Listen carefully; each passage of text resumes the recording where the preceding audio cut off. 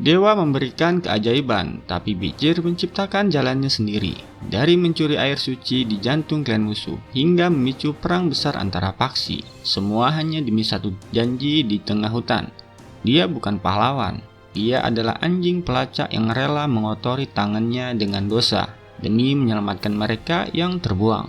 Apakah pengkhianatan ini sebanding dengan nyawa yang ia selamatkan? Mari kita mulai.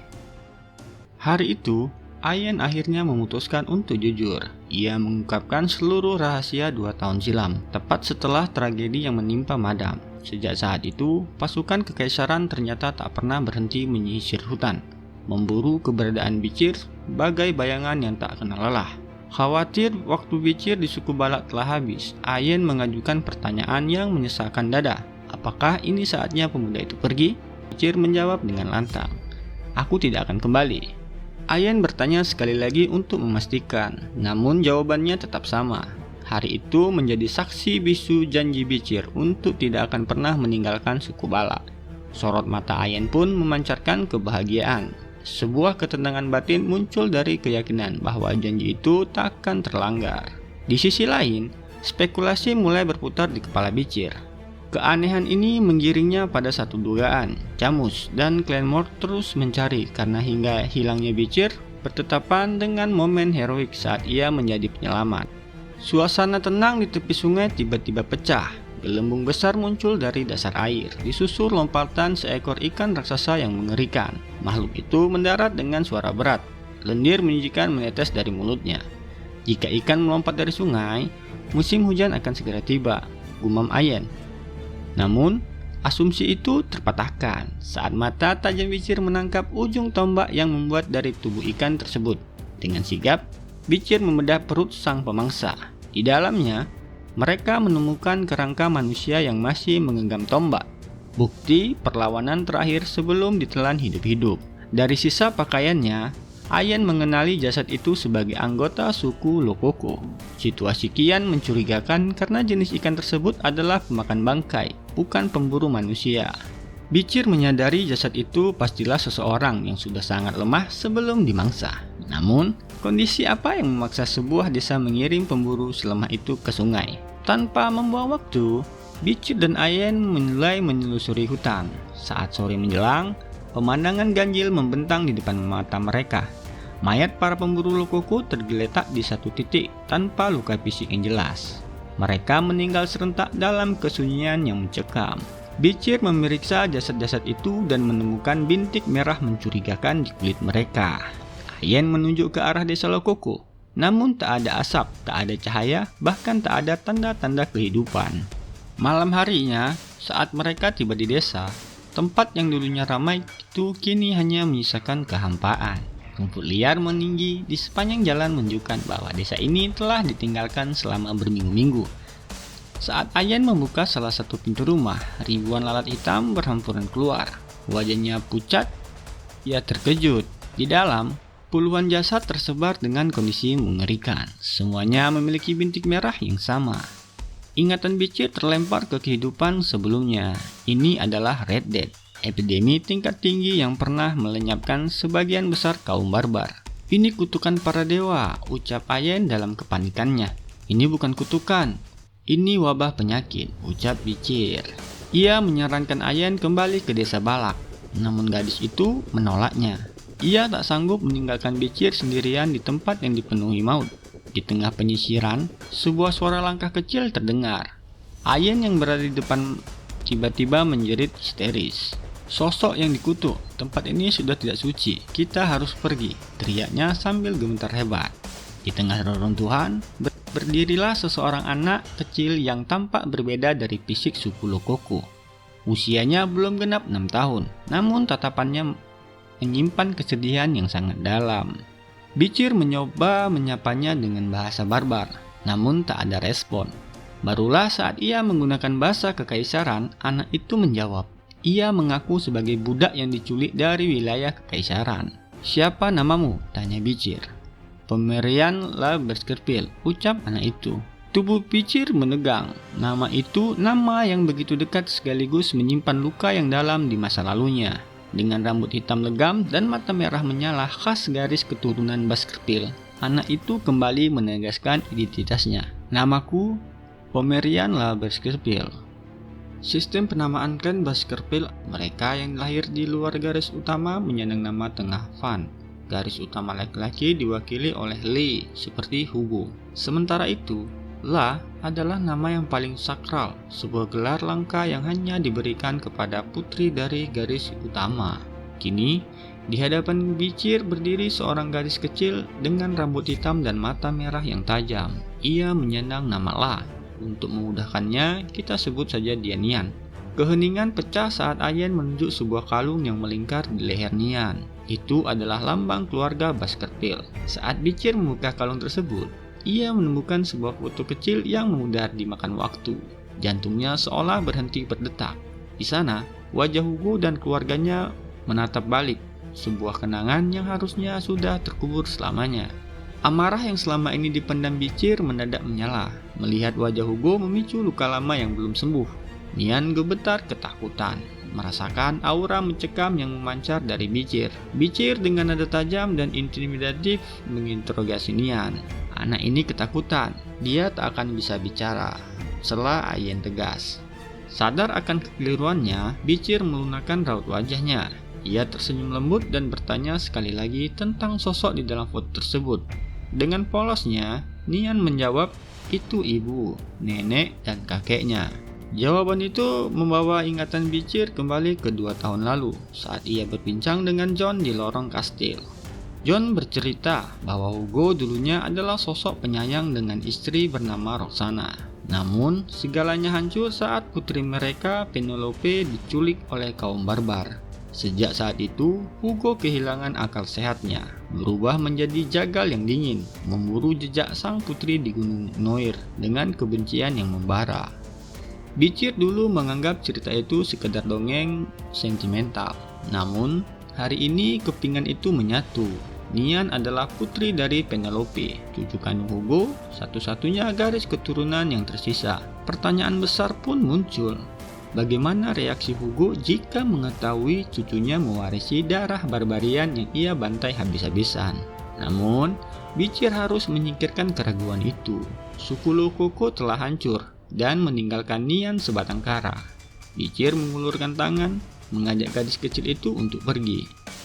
Nian sempat ragu, namun ia teringat pesan terakhir ibunya. Ikutlah orang yang memiliki rambut hitam dan mata merah. Kini, sosok itu berdiri di hadapannya. Meski berat meninggalkan makam ibunya, Nian akhirnya memilih untuk melangkah bersama bicir. Beberapa hari berlalu sejak Nian bergabung dengan suku Balak. Saat fajar menyingsing, bicir bersiap menemui kepala suku. Namun langkahnya tertahan oleh tarikan kecil di bajunya. Nian enggan dilepaskan, bahkan untuk sesaat. Bicir menyadari bahwa mengasuh anak jauh lebih melelahkan dari yang ia bayangkan. Namun tanggung jawab telah ia ambil. Hutan bukanlah tempat untuk membesarkan seorang bangsawan. Nian butuh pendidikan dan budaya kekaisaran. Namun semua itu harus dilakukan jauh dari jangkauan Hugo. Rencana bicir terpaksa ditunda saat pertemuan darurat digelar.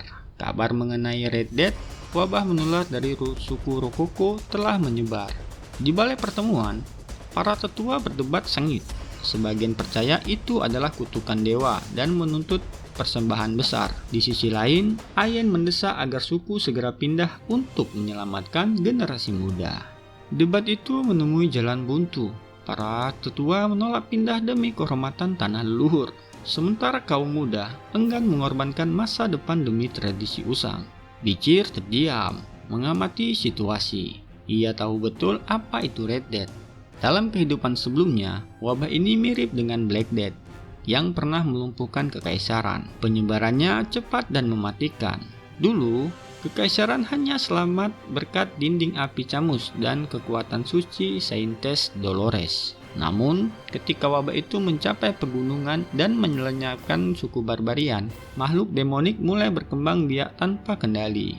Saat itulah Hugo turun tangan dan memusnahkan ancaman tersebut, yang justru melambungkan reputasinya ke puncak politik kekaisaran. Itu adalah sejarah yang dulu ia biarkan terjadi. Kini, kesempatan itu kembali. Dengan suara tenang namun berwibawa, Bicir angkat bicara. Ia mengaku memiliki pengetahuan untuk menghentikan Red Death. Di kedalaman hutan, sebuah eksperimen mengerikan berlangsung. Seekor goblin yang terikat tali diturunkan ke dalam tong berisi air sungai. Tak butuh waktu lama, bercak merah gejala mematikan dari wabah Red Death muncul di kulit makhluk itu. Bicir menarik kesimpulan cepat, sumber wabah ada pada air sungai yang tercemar. Setelah goblin itu dibakar, Bicir menguncurkan metode sederhana namun efektif, merebus air untuk menetralkan bibit penyakit. Ayen mendukung gagasan tersebut. Dalam uji coba lanjutan, mereka memasukkan goblin yang terinfeksi ke air mendidih, lalu mendinginkannya. Hasilnya nihil, tak ada lagi bercak yang muncul. Solusi telah ditemukan. Kepala suku menghela napas lega, namun bagi Bicir ini sebelum usai. Penyakit ini akan semakin liar saat kabut pagi turun. Kakek Human, tetua yang keras kepala, tetap menolak. Ia bersikeras bahwa wabah adalah kutukan dewa dan menolak bergantung pada air rebusan. Ia bahkan menentang, saat hujan lebat datang nanti, sungai akan meluap dan desa akan tenggelam. Apa gunanya air rebusanmu saat kita semua terkubur banjir? Bicir tidak menyangkal, ia justru setuju. Maka, kita tidak akan melawan air, kita akan naik ke atasnya. Bicir mengusulkan pembangunan hunian di atas pohon-pohon besar hutan balak. Musim hujan akhirnya tiba. Gunung Noir berubah menjadi rawa yang menelan segala hal di jalurnya. Namun, suku Balak tampak berbeda. Di tengah guyuran hujan, seluruh warga bergotong royong membangun rumah-rumah panggung di atas pohon. Desa mereka kini terangkat, aman dari sapuan arus banjir. Saat berdiri di salah satu platform kayu, Bicir memantau pembangunan yang hampir rampung. Ia adalah arsitek dari keselamatan mereka. Namun, ketenangan itu retak saat bayangan besar muncul dari tepian sungai. Mususu, monster penguasa air itu melesat brutal, mengincar dua warga yang belum sempat naik ke atas. Sebelum mereka sempat berteriak, sebuah anak panah melesat menembus kulit tebal sang monster. Ayen berdiri di sana dengan busur teracung, matanya menyala murka. Mususu yang geram karena tidak bisa menjangkau manusia di ketinggian, mulai menghantam pilar-pilar rumah pohon dengan brutal. Bangunan-bangunan itu berderak dan roboh. Bicir tidak tinggal diam. Ia melompat turun, pedang Beelzebub terhunus di tangan. Dengan gerakan presisi, ia melepaskan tebasan beraura merah yang menyayat kulit keras sang monster. Raungan kesakitan memecah suasana hutan. Monster itu menyeret tubuhnya kembali ke dalam arus sungai dan menghilang. Sorak-sorai pun menggema. Bicir kini bukan sekedar orang asing, melainkan pahlawan bagi suku Balak. Meski Ahuman masih bungkam, penduduk lainnya memandang Bicir dengan kekaguman yang tak tertutup. Kekaguman yang luar biasa. Malam itu, di dalam rumah pohon yang hangat, aroma masakan memenuhi ruangan. Nian melahap makanannya dengan mata berbinar, sementara Ayen sesekali melontarkan olok-olok kepada Bicir. Paman yang hebat, tapi tetap saja seorang budak yang harus melayani, goda Ayen. Nian tertawa polos. Kalian terlihat seperti pasangan, bukan teman. Ayen langsung memeluk Nian, tertawa lepas, sementara Bicir hanya bisa menghela napas panjang di tengah kehangatan tersebut. Namun, momen damai itu hanyalah jeda singkat sebelum badai berikutnya datang. Pintu rumah terbuka dengan dentuman keras. Angin dingin dan kabut hujan menyerbu masuk, membawa sosok basah kuyup yang gemetar hebat. Itu adalah Ahun. Air matanya menyatu dengan air hujan yang menetes dari pakaiannya. Bicir, tolong selamatkan adikku, isaknya pilu. Dia terkena penyakit itu. Permintaan itu membuat suasana ruangan membeku. Bicir terdiam. Tahu bahwa tanggung jawab baru yang lebih berat kini menanti di balik badai. Tanpa membawa waktu, Bicir bergegas menuju kediaman Ahun. Di dalam ruangan remang-remang, ia menemukan Ahun berbaring lemah. Napasnya tersenggal dan tubuhnya dibalut demam tinggi yang membuatnya menggigil hebat. Ahun menjelaskan bahwa adiknya mulai sakit tak lama setelah bermain di dekat rawa. Ayen yang turut hadir tak mampu menyembuhkan kecemasannya. Namun, ketegangan di ruangan itu meledak saat pintu terbuka dengan kasar. Ahuman melangkah masuk dengan mata menyala. Bukannya menawarkan bantuan, ia justru memaki Ahun karena dianggap lalai dan menuding Bicir sebagai penyebab semua musibah. Kehadiran orang asing ini adalah kutukan, teriaknya. Ahun mencoba melawan, namun sebuah tamparan keras mendarat di pipinya, disertai cercaan yang menghina harga diri keluarganya. Sebelum pergi, Ahuman bersikeras agar Ahul tidak diobati secara medis, melainkan melalui ritual leluhur yang sia-sia. Setelah ia membanting pintu, suasana di dalam rumah terasa mencekik. Bicir memecahkan kesunyian dengan suara tenang namun tegas. Masih ada cara untuk menyelamatkannya. Ia memerintahkan sterilisasi ruangan, merebus semua perabotan dan membakar arang untuk mengusir serangga pembawa penyakit. Ahun patuh tanpa syarat, menaruh seluruh harapannya pada pria yang ia anggap penyelamat. Ayen bertanya dengan keraguan, apakah ini benar-benar akan berhasil?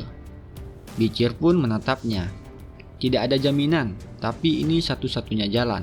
Aku membutuhkan obat khusus yang hanya bisa ditemukan di luar hutan.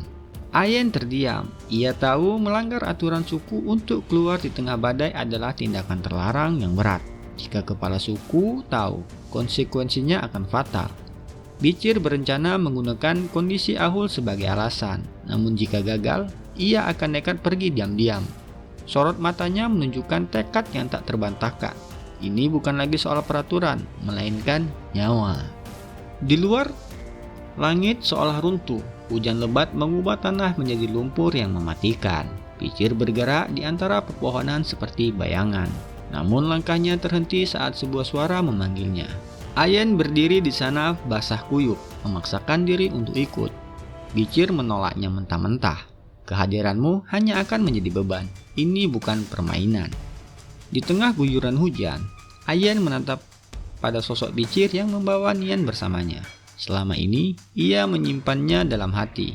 Pertanyaan tentang pedang misterius itu, tentang bagaimana Bicir begitu memahami wabah Red Death, dan kini tentang tujuannya.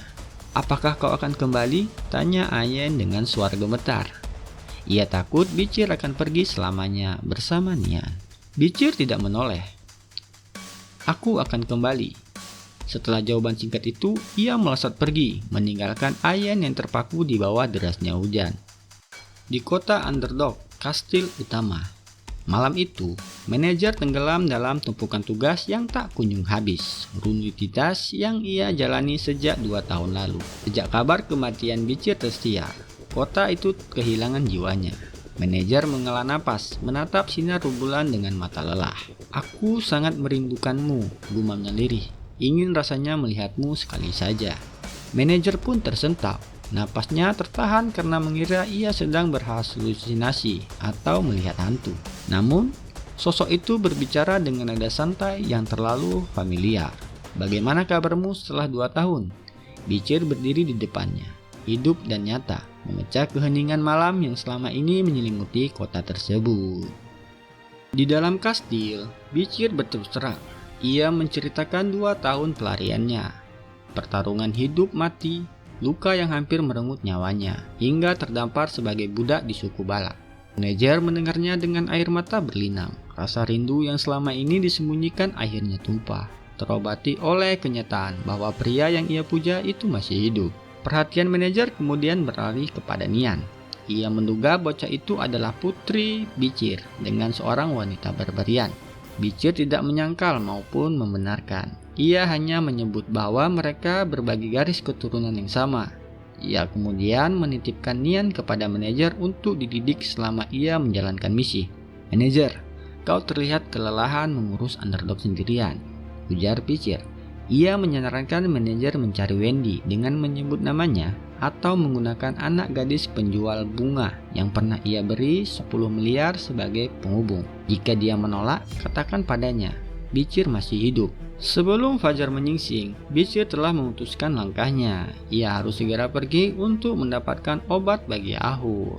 Gerbang utama kota suci dijaga ketat oleh para ksatria. Sebuah kereta kuda dihentikan untuk pemeriksaan rutin. Joseph, sang kusir, menunjukkan surat izin impor minyak dengan tangan yang sedikit gemetar. Setelah prosedur pengecekan yang menegangkan, Di mana tong-tong minyak diperiksa satu persatu, para ksatria akhirnya meloloskan mereka. Begitu sampai di area sunyi, jauh dari pusat keramaian, Joseph memberi syarat. Hantaman keras terdengar dari dalam tong, hingga tutupnya terlempar. Bichir keluar dari genangan minyak dengan memakai topeng. Sebagai imbalan atas jasanya, Bichir menyerahkan sekantong gigi taring monster beruang, benda bernilai tinggi di pasar gelap. Ia kemudian menghilang ke dalam lorong gelap, menyusup ke jantung wilayah suci klan Vadis. Kota suci adalah kota dengan 160.000 jiwa yang hidup dalam kedisiplinan absolut. Saat lonceng kota berdentang, seluruh warga berhenti, membeku dalam doa yang khusyuk. Bichir memanfaatkan momen keheningan ini untuk bergerak tanpa terdeteksi. Saat malam tiba, ia mencapai tujuannya, sumur besar yang menjadi sumber air utama kota. Dengan tangan dingin, ia menuangkan cairan berbahaya, virus Red Death, yang telah ia perkuat menggunakan darah dan keringat Ahul. Ia tahu tindakannya ekstrim, namun ia tidak memiliki pilihan lain. Kota suci memiliki fasilitas medis terbaik. Jika wabah pecah di sini, pusat perhatian dunia akan tertuju ke sini. Tiba-tiba, 3 anak kecil muncul dari balik bayangan. Mereka melihat aksi Bichir. Sadar keberadaannya telah bocor, Bichir melepaskan aura intimidatif yang menekan udara. Sumur ini telah dikutuk, bisik Bichir dengan suara serak yang mematikan. Siapapun yang meminumnya tidak akan mendapat ampun dari kematian. Anak-anak itu lari sambil berteriak tentang hantu kota. Bichir menghela napas lega. Ia kemudian menancapkan sebuah belati di dekat sumur. Belati milik klan Leviathan yang ia curi dari hutan. Ini adalah fitnah yang disengaja. Bichir ingin memicu perang besar antara klan Vadis dan klan Racun, dua faksi yang telah lama berseteru. Sementara kekacauan perlahan disemai di luar. Di pusat kastil kota suci, para petinggi berkumpul dengan wajah penuh harap. Mereka menanti pengumuman penting Sang Sientes, tidak menyadari bahwa bencana telah mengalir ke dalam cangkir-cangkir air mereka. Hampir seluruh warga kota suci memadati pelataran kastil utama. Di bawah kegelapan malam, mereka menyuruhkan nama Sang Sientes dengan harapan, sebagai memohon kesembuhan. Yang lain menambahkan kekuasaan, namun pintu kastil tetap tertutup rapat. Dari balik gerbang, suara lembut namun tegas milik Sientes mengusir mereka. Alam adalah waktu untuk berdoa, bukan ambisi. Satu persatu orang membubarkan diri dengan kekecewaan. Namun, Bichir tetap terpaku. Ia menatap pintu besar itu. Memorinya terseret kembali ke masa lalu. Bayangan Sientes yang sama di kehidupan sebelumnya. Jubahnya berlumur darah saat merawat prajurit di medan perang. Bichir melangkah maju dan berlutut dalam keheningan total. Saat Sientes bertanya melalui pengeras suara, Bichir menjawab singkat, "Aku hanyalah domba yang tersesat." Setelah jeda panjang, gerbang pun terbuka, membiarkan cahaya terang menelan sosok Bichir. Ia melangkah masuk, menyusuri ruang indah hingga sampai ke pusat, di mana suara dari sebuah patung berbicara, mengulangi pertanyaan yang sama. Bichir tidak berbasa-basi. Ia melaporkan wabah Red Death yang menyodorkan sampel air sumur yang tercemar. Namun reaksi yang terima bukan rasa terima kasih, melainkan jeritan. Sientes menuduhnya berbohong. Seketika, para penjaga mengepung Bichir. Di antara mereka, seorang ksatria dengan kitab suci di tangan maju ke depan. Ia adalah Pietro. Bichir mengenalnya dengan baik, mantan rekan seperjuangannya yang kejam, pemilik metode penyiksaan yang pernah ia adopsi. "Lepaskan topengmu," perintah Pietro. Bichir menolak. Saat ia hendak berbalik pergi, serangan Pietro melesat nyaris merobek kulitnya. "Kau tidak akan keluar dari sini tanpa membuka identitasmu." Pietro melemparkan lembaran kertas suci berenergi magis. Bichir menghindar dengan kelincahan yang mustahil, berhati-hati agar tidak mengeluarkan aura Baskerville. Namun, ketika seragam Pietro semakin brutal, Bichir membalas dengan tendangan yang meretakan lantai batu, efek dari skill peningkat berat badan yang ia peroleh dari monster beruang. Pertarungan meningkat intensitasnya. Pietro adalah lawan tangguh, namun Bichir mengganti taktiknya. Ia melepaskan api dari Cerberus, membakar kitab suci sang ksatria hingga menjadi abu.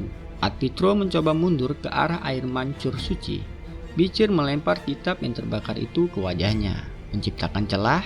Dalam sekejap, Bicir mendaratkan pukulan berkekuatan 600 kilo, tepat menembus baju jerah Pietro. Pietro terlempar, tumbang dengan luka parah dalam satu serangan. Para penjaga terperangah. Situasi memanas hingga Bicir mengeluarkan peringatan dingin. Jika kalian tidak mau dengar, seluruh penjaga di ruangan ini akan kulumpuhkan tanpa ampun. Dari balik balkon atas, Saintes Dolores menyaksikan semuanya dengan tenang. Ia memerintahkan penghentian pertarungan. Tatapannya menusuk ke arah Bicir. Apakah kau benar-benar seekor domba yang tersesat? Bicir mengangguk. Namun, Dolores tersenyum tipis, sebuah senyuman yang menyimpan rahasia. Bukan domba, kau hanyalah anak anjing yang terluka. Orang kesatria di sampingnya menyela. Dia lebih mirip serigala liar yang haus darah. Dolores tak peduli. Dia berbalik dan melangkah masuk ke ruang pribadinya. Siapkan teh, aku ingin berbicara dengan anak anjing kecil yang penuh luka itu. Di ruang pribadi yang tenang, Saintes Dolores menjamu Bicir dengan teh hangat. Meski suasana tampak damai, Pietro, kesatria kepercayaan Dolores, tetap bersiaga. Bicir terhanyut dalam ingatan.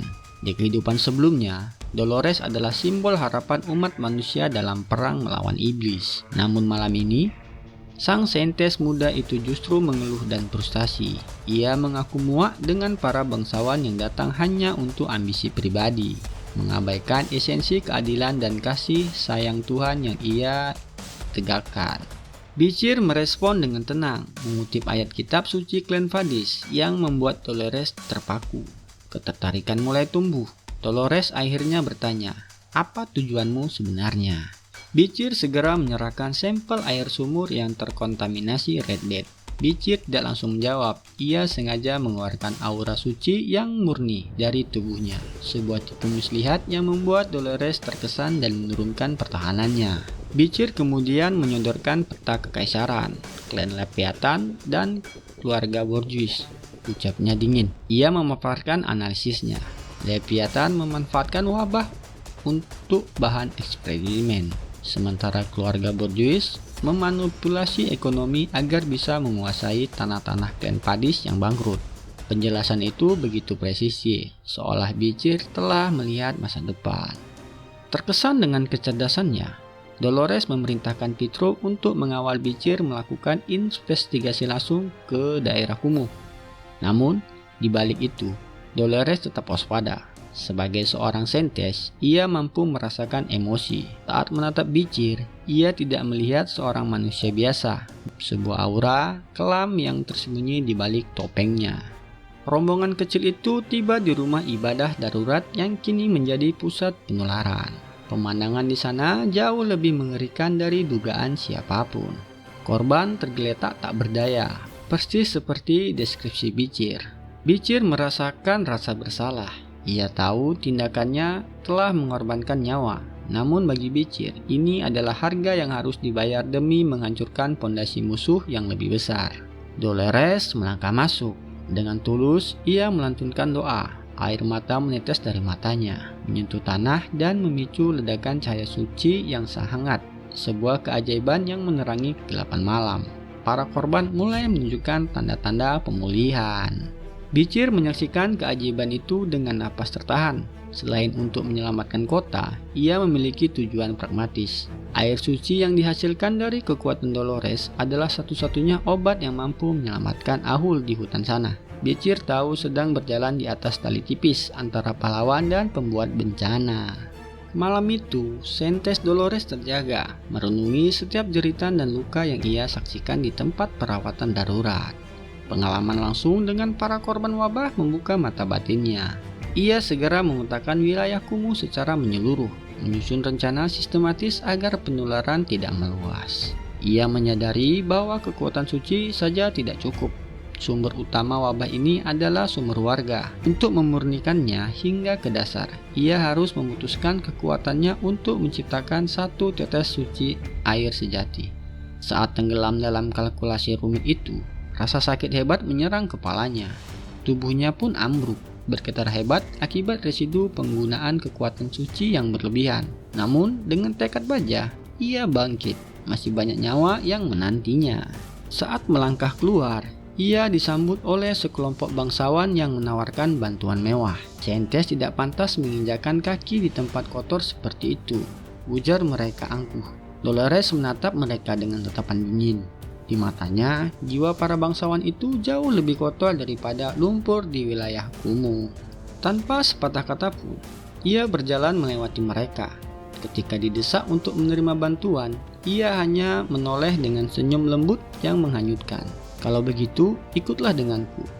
Detak jantung para bangsawan seolah berhenti sejenak, tertegun oleh aura sang saintes. Mereka akhirnya patuh mengikuti. Namun, saat sampai di tenda darurat, ekspresi angkuh mereka runtuh. Bau nanah dan kematian memenuhi udara. Ini bukan tempat perawatan, melainkan medan perang. Melihat realitas yang kejam, beberapa bangsawan menunduk, tak kuat menahan gejolak di perut mereka. Dolores tidak terkejut. Mereka yang hidup di Menara Gading tidak akan pernah memahami penderitaan yang sesungguhnya. Langkah Dolores terhenti di tenda pasien kritis. Di sana, ia tertegun melihat pemandangan yang mustahil. Bicir sedang melakukan prosedur bedah. Dengan pisau bedah di tangan, Bicir menyayat luka pasien dengan menyalurkan kekuatan suci tepat ke pusat infeksi. Metode yang tak lazim ini membuat luka tertutup sempurna dan bercak hitam wabah Red Death hilang seketika. Perawat di sekitarnya hanya bisa terdiam membeku. Dolores terpaku melihat Bicir yang ia kira hanya pengembara biasa, menunjukkan efisiensi luar biasa. Jika kekuatan suci biasanya dipandang sebagai anugerah yang membatasi satu keajaiban untuk satu unit energi, Bicir justru mampu menciptakan ratusan keajaiban dengan efisiensi yang sama. Ia seolah memahami rahasia, melipat gandakan keajaiban, sebuah teknik yang lahir dari pengalaman masa lalu saat dunia berada di ambang kehancuran. Tiba-tiba, tangisan seorang anak kecil memecah kesunyian. Ia menangisi ibunya yang sekarat. Bicir pun mendekatinya, memberikan koin untuk membeli makanan dan kayu bakar. Saat seorang perawat memprotes bahwa bantuan material tidak diperbolehkan demi menjaga kesetaraan, Bicir hanya menimpali dengan tenang bahwa ia memiliki cukup harta untuk membantu mereka semua. Perawat itu pun terbungkam. Di tengah kesibukan itu, Dolores mendengar Bicir berbisik lirih kepada pasiennya, "Maafkan aku." Kata-kata itu menghantam hati Dolores. Bicir meminta maaf bukan karena gagal, melainkan karena ia merasa belum cukup cepat menyelamatkan lebih banyak jiwa. Dolores merasa dunianya terguncang. Ia segera menjauh, menyendiri dalam diam. Tangannya bergetar, dadanya bergemuruh. Di usianya yang baru 16 tahun, ia belum pernah merasakan perasaan serumit ini. Seorang pria misterius dalam waktu yang begitu singkat telah berhasil meruntuhkan dinding pertahanan di dalam hatinya. Setelah semalaman berjibaku melawan wabah tanpa henti, Bicir akhirnya beristirahat. Ia duduk di sudut sunyi, menunggu air sembari menatap cakrawala yang mulai memerah. Langkah kaki halus memecah lamunannya. Saintes Dolores mendekat di bawah bias sinar matahari pagi. Dengan sopan, ia meminta waktu untuk berbicara. Bicir hanya mengangguk, mempersilahkannya untuk duduk. "Terima kasih atas bantuan Anda menyembuhkan para pasien," ucap Dolores. "Aku hanya melakukan apa yang harus kulakukan," jawab Bicir. Namun keraguan yang telah lama membelenggu batin Dolores akhirnya pecah. "Mengapa seseorang sekuat Anda tidak dianugerahi kekuatan suci yang besar oleh dewa?" tanyanya penuh keheranan. Dolores mengaku sering merasa tidak layak menyandang gelar saintes. Ia memiliki kekuatan, namun merasa imannya lemah. Bicir menatap gadis itu. Dunia tidak membutuhkan cahaya yang hanya bersinar di tempat terang. Dolores, dunia membutuhkan cahaya yang mampu bertahan dan bercahaya meski di kegelapan yang paling pekat. Kata-kata itu menyentuh relung hati Dolores, memicu air mata yang sedari tadi ia tahan. Di saat yang bersamaan, para pendeta berkumpul untuk doa. Dari doa kolektif tersebut, terciptalah 3 tetes air suci yang pekat, namun belum sempurna. Untuk menyempurnakannya, dibutuhkan doa yang paling murni, dan hanya Dolores yang mampu melakukannya.